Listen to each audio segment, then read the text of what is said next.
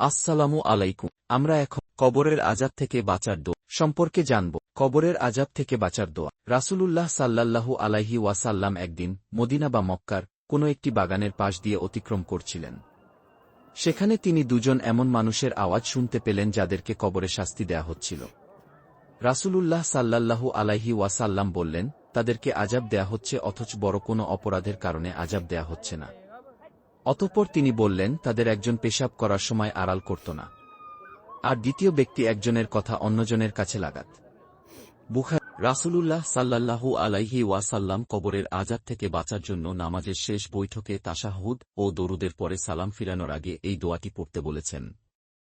এ দোয়াটি হযরত আবু হুরায়রা রাদিয়াল্লাহু আনহু প্রিয় নবী সাল্লাল্লাহু আলাইহি ওয়াসাল্লাম থেকে বর্ণনা করেছেন। উচ্চারণ: আল্লাহুম্মা ইন্নী আউযুবিকা মিন আযাবিল কাবরি ওয়া মিন আযাবি জাহান্নাম ওয়া মিন ফিতনাতিল মাহিয়া ওয়াল মামাতি ওয়া মিন শাররি ফিতনাতিল মাসিহিদ দাজ্জাল। অর্থ: হে আল্লাহ, তুমি আমাকে কবরের আযাব থেকে রক্ষা করো, আমাকে জাহান্নামের আযাব এবং দুনিয়ার ফিতনা ও মৃত্যুর ফিতনা এবং দাজ্জালের ফিতনা থেকে রক্ষা করো।